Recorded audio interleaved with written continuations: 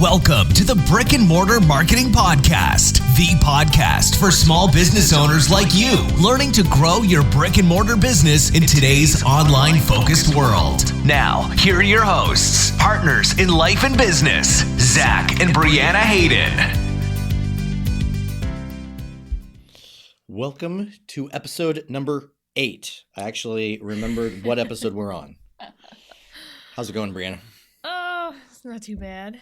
Busy. Not too bad, yeah. We're very busy. Normally. Right now. This week is especially busy.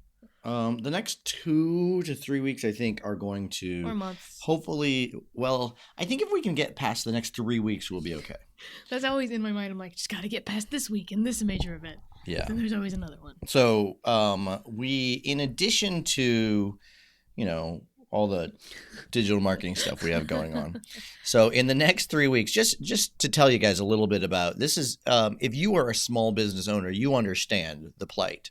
Yes. So we're not complaining. It's just no, just how it is. No, this is the life we chose. Yes. Well, I chose it, and then she married into it, and so I double chose. She did. Yeah, it was. Yeah.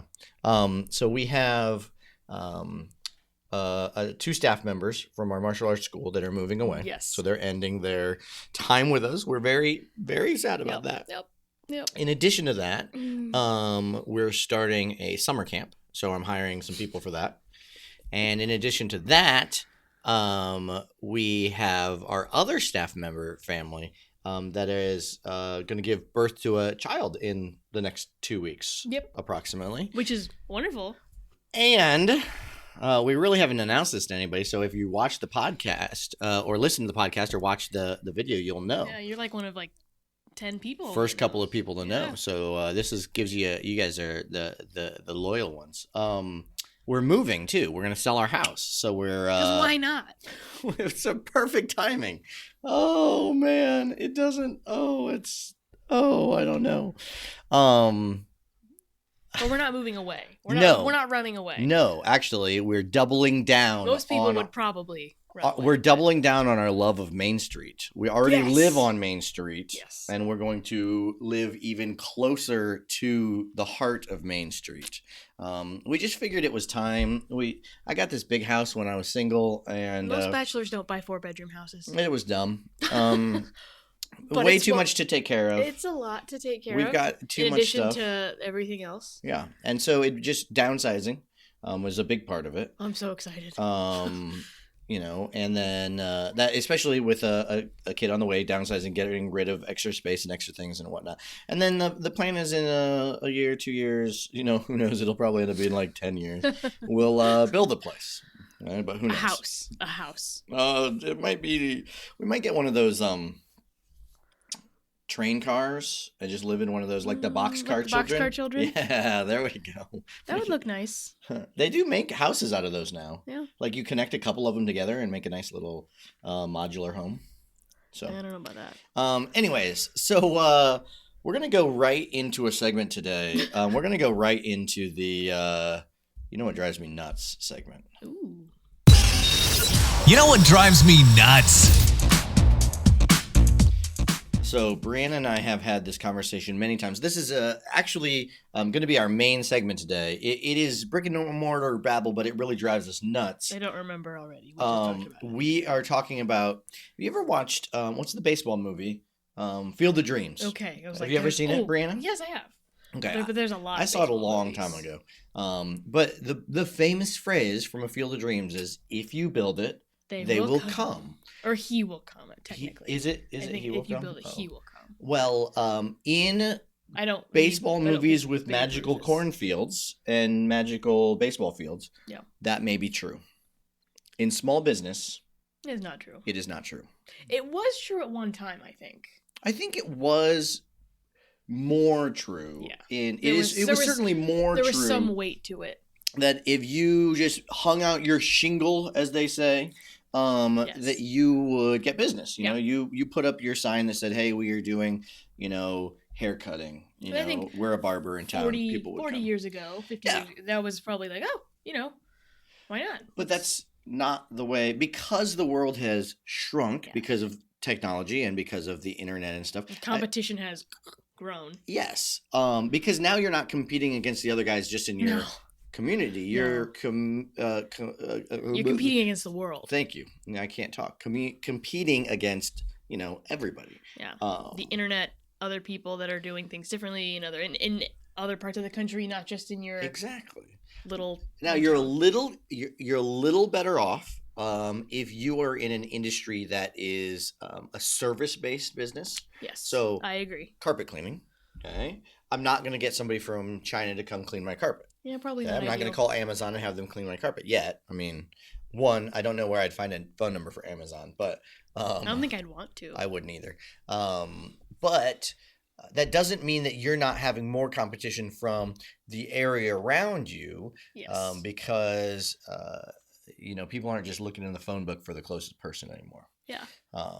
So this idea, if you are interested in starting a small business or you already own one and you have thought that it is going to do well because you opened a location. Yeah. Maybe it was something that you're doing out of your home and then you decided, hey, we're going to open a location. Well, please think carefully before opening a physical location. Then please consider all of the expenses. Yes. Yeah, you just quadruple. And I don't know if I mentioned on the podcast before, but a book that you need to get if you are a small business owner. Okay, you are an entrepreneur. Wait, isn't this the book review? Or were we just mixing our... I am mixing. I'm sorry. You know what drives me nuts? When you put the book review in with the wrong segment. I'm sorry. No, it's fine. It's not a book review. It's just a suggestion, maybe. Go get Michael Gerber's The E-Myth. Okay? The E-Myth should be required for all entrepreneurs to read because it goes through this myth that, like, let's use a mechanic for an example, okay? Because this is a classic. Let's use a baker. Okay. So I am at Kroger, let's say, and I love decorating cakes. I love making cakes and I love decorating cakes, but you know what? I'm just sick of having a boss. I wish I was my own boss. He's gonna give me a migraine.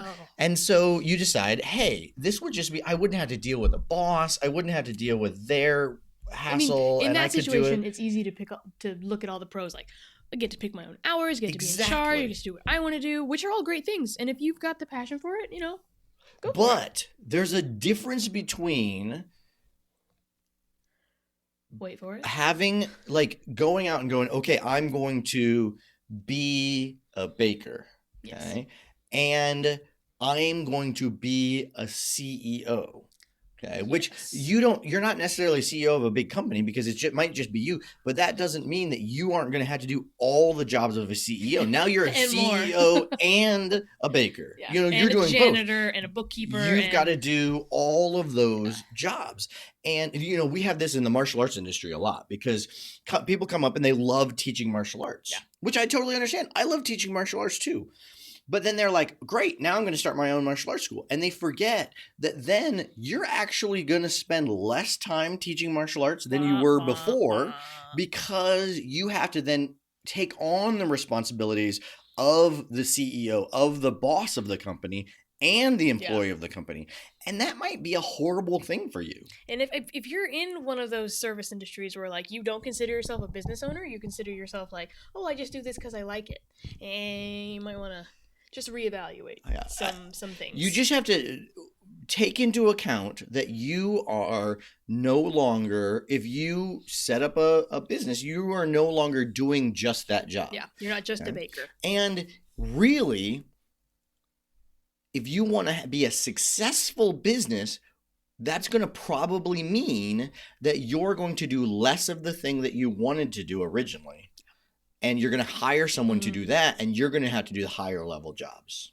Yes. Right. Depending on the size of your business. Yes. But no matter what, you're going to... See, I kind of disagree with that, though, because you don't want to grow too fast. Well, no. You get some people that are like, I'm going to open up this business, and I'm instantly going to hire X number of people. No. But if you want to be successful, so the other thing people don't think about is, right now, if I'm the employee of a business...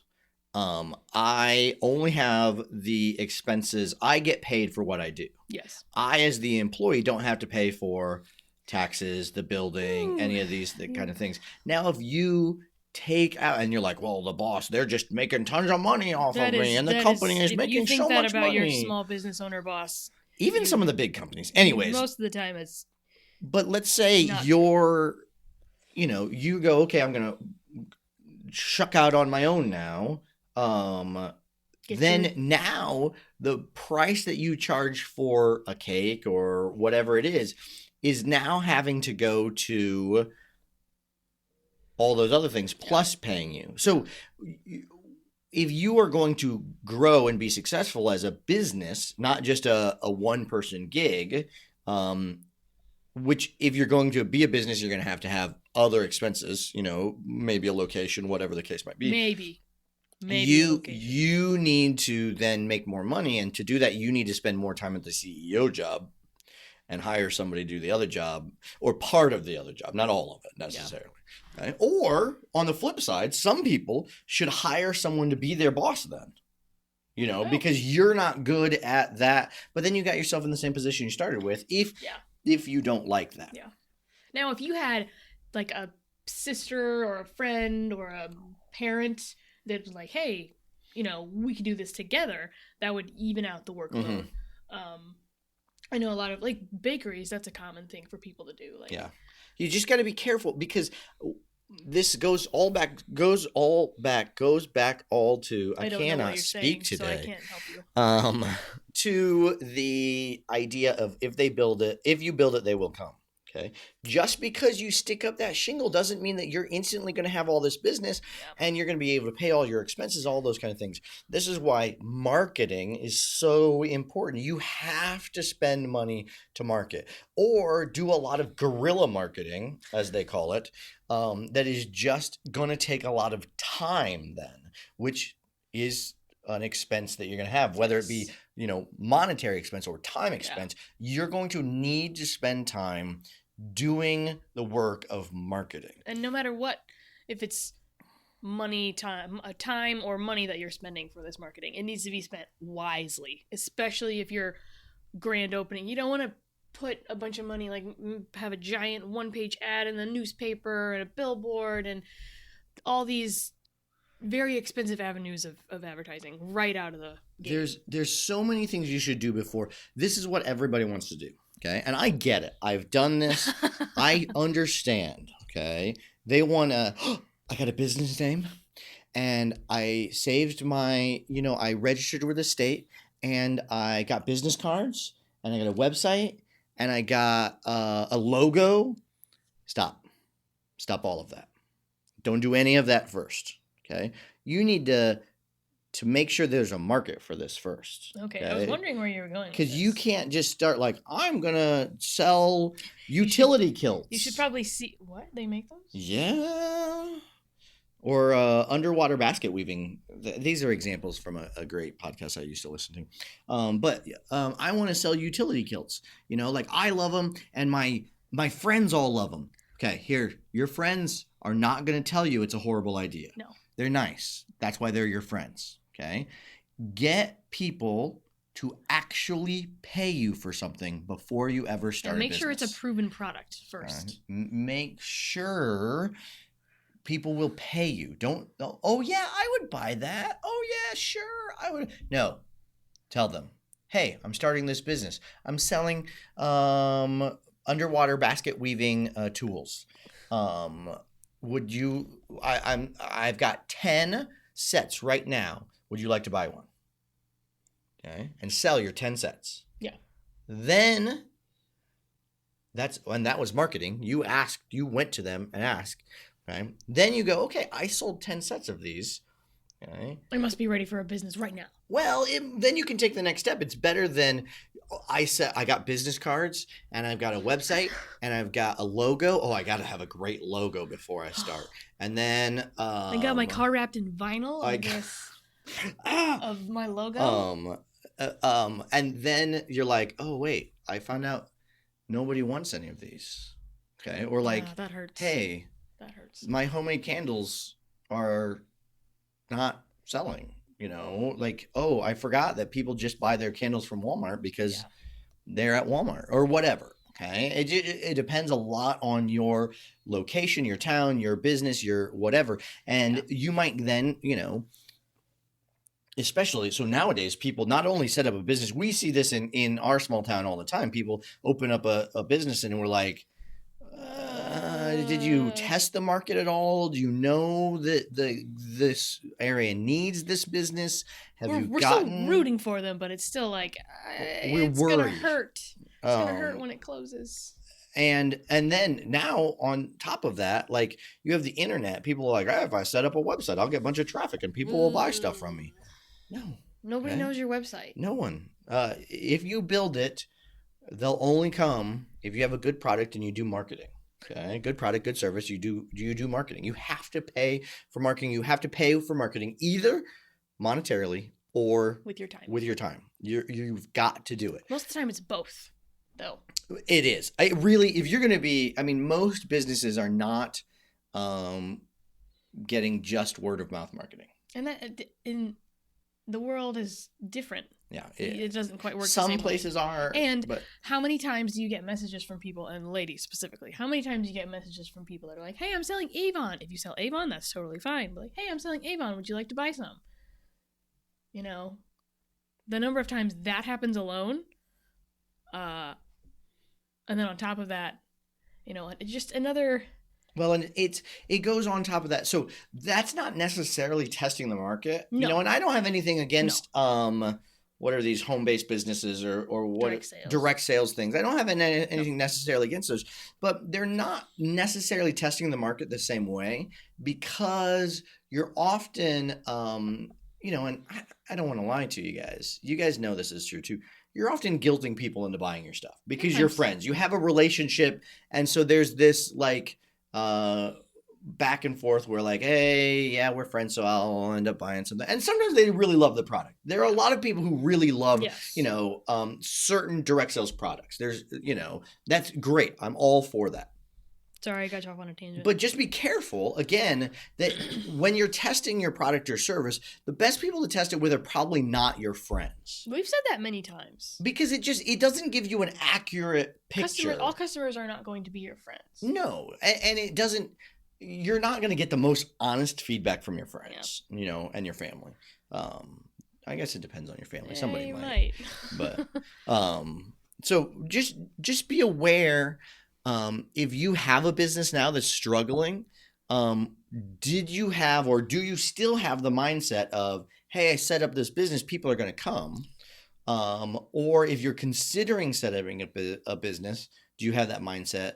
Or do you have the mindset of marketing? I have to do marketing. It doesn't matter. That doesn't necessarily mean paid marketing. I think you need to go there. But when you're starting out, it might just be, showing up to every networking event your community has, showing up to every community event, handing out flyers. One of the biggest things in the martial arts industry, 10, 15 years ago was this thing called VIPing, where you would take these little cards and you would just walk into places and go, hi, my name's Zach Hayden from ATA Excellence Martial Arts. Have you ever considered doing martial arts? And you would just do this. It was awful. I hated it. That sounds like I remember one time I drove all of my staff. We drove to Walmart and we made them go in and have to do this. It was horrible. So this is why I love the internet, because it makes marketing so much easier. But well, that meets people on their own terms, too. Yeah.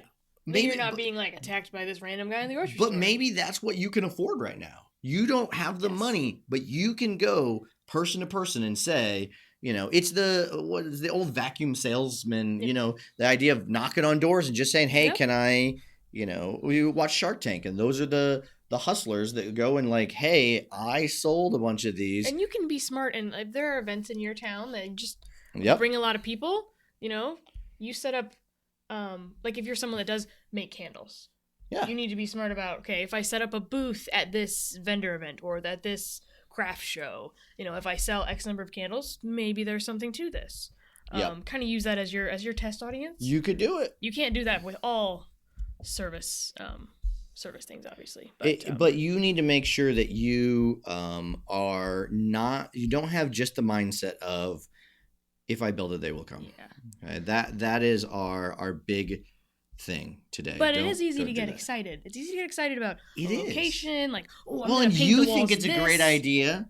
Just because you think it's a great idea, you're like, everybody will love this, and it's just it's.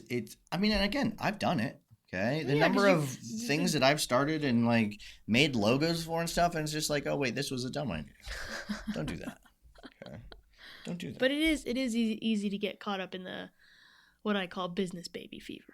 Business baby fever is a real thing It for certain people. It's a real thing. Often, go read the E-Myth. That'll help. Go read the E-Myth, because there's a difference also between wanting to be an entrepreneur and do the job of entrepreneur versus I just don't want a boss. I just want to do this myself. Yeah. Because again, it's like the martial arts instructor who loves teaching but can't run a business. If you don't want a boss and you can't be your own boss, you're going to be in trouble. Because it's a tough job. Being your own boss is not easy. Ooh. Okay? Not easy at all. No. Okay. I feel like we were kind of all over the place today. No, I think we tied that up decently. Okay. Don't you guys think? Yeah. I think so. Let's go into our book review. Not the E-Myth though. Book review. As you know, if you've been listening to our past episodes, we are kind of going step by step through the book Never Lose a Customer Again by Joey Coleman. Go check it out. If you haven't listened to the past couple episodes, make sure you go back. Hey, and right here, let's put a plea in. I have a young daughter on the way. She can only eat if we have podcast subscribers. I don't know how that actually translates to her being able to eat, but hey, especially you need since to. She won't be born for a while. Shh. Okay. Your logic has no place here. So subscribe to the podcast on your favorite podcasting app. Make sure you catch the video every week on our Facebook page. Just search Hayden Digital on Facebook and, subscribe. Share this with a friend. If you know somebody that could find these podcast episodes useful. Or if they're thinking about adding a location. Starting up let them know. A business. We'd love them to hear our rants. Okay. So we're on to the next phase of this customer journey. This is the acclimate phase. Okay. Last week we hit the last episode we talked about. That would be episode number 7. Yes. I actually know the episodes. The activate phase. Okay, where they kind of got the product. They all start with A, don't they? They do. They worked at like a sly dog.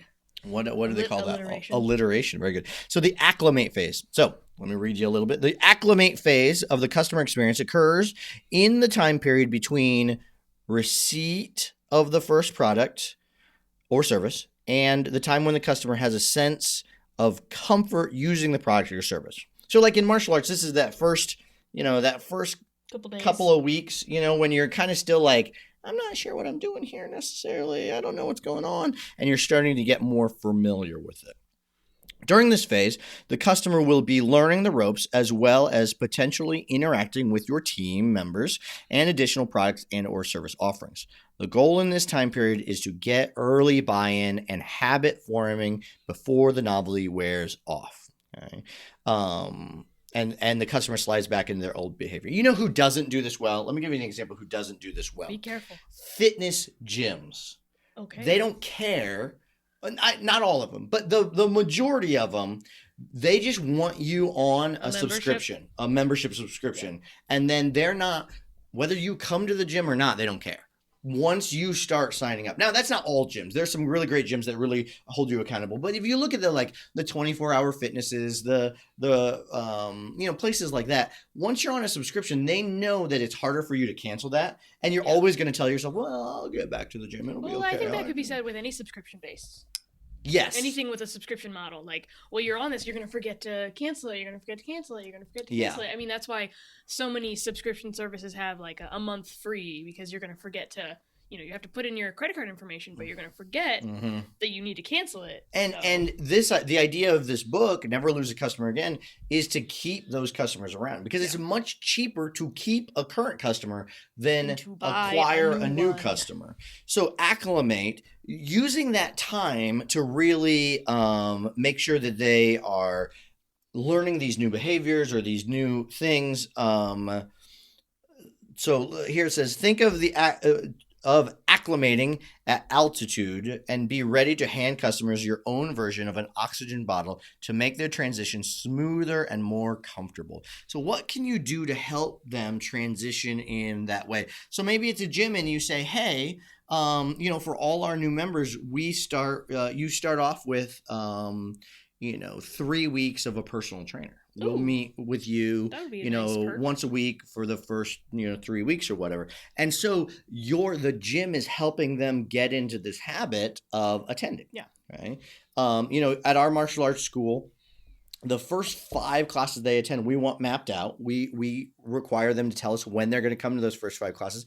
And we have a set thing that we do for each of those 5. So we're starting to get them acclimated to the idea of coming to class, to what's going to happen email there. Reminders for those first 5 classes. Yeah. So it's in their new schedule. Because anything new, we're creatures of habit. You forget. So there's a lot you can do in this acclimate phase.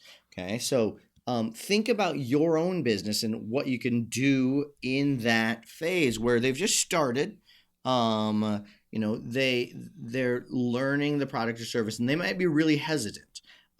This is where some encouragement can be really useful. Yep. Some updates on how they're doing, because everybody thinks they're doing horrible, depending on what the product or service is. Even checking back in with them. That's what I was going to say, because a lot of things, you have one purchase, and then, like, let's say I go to a baker and I buy a cake. Mm-hmm. I think, a couple days after the cake has been purchased, you've had your event. If, you got a card or an email or a text message or video from just a text that said, hey, I hope your birthday went great. Yeah. That would go, just think, again, not necessary. No. It's not something that is going to change the original sale necessarily, because you could think, hey, they bought this, I'm done with them. Yeah. But if you want them to come back and become raving fans of your business, having them completely on board by you following up and go, hey, how was the birthday? I hope everything went great. Hope the cake tasted good. Is a great way to go, and not be like, hey, here's a discount for the next. Here's a coupon for the next time. Just follow up with them. Those kind of things to acclimate them to being part of your team. Yeah. It can make a big difference in them being raging fans. Yeah. So I think that near the end we'll have them be raging fans. But it's hard to think of. Sometimes it's hard to think of customers as people. Especially when you have numbers on a screen that you're looking at, or stats or whatever it might be. But like, how would you want to be treated as a customer? Would you want to feel like you belong there, like you're welcome there, like the owner, the employees like you, or do you want to feel like and that's going to go a long way to making sure that they, every time they want a cake, then they're like, oh, man, I'm going to them. Yeah, it might cost a little bit more, but they're so they great. Like this you, is they don't mind. The Chick-fil-A it's my pleasure. Okay. There's just something different about the business that you want to do business with them. That being helping acclimate them to dealing with you, to being part of your tribe is super important. Again, not necessary. You can run a business no problem, but you're going to always be going through more customers. But I will say, like, let's compare Chick-fil-A to any other, like McDonald's. Which one do you feel more welcome to when you step up to the cash register? And that's fine either way. Whatever your answer is, that's fine. But just thinking about that in terms of your business, is your customer having that same experience when they walk into your business? Are they getting a hello, welcome to? No one's buying McDonald's bumper stickers. Yeah. But people will put Chick-fil-A stuff on. Yeah. Because that's and as a small business owner, it is difficult to keep track of all these things if you don't sit down and plan it all out beforehand. Yes. And just this is why we're doing one part each episode. After each episode, go and think, okay, how can I do just this part? If you haven't done this, start back, back at the beginning and start with the first one. We only have 8 episodes. You can do it. You can do it. And go, okay, what can I do for just this phase? And just make that a habit for yourself. A checklist, something that says, I'm going to do this every time. Yeah. And then add a piece on each time. So, awesome. Okay.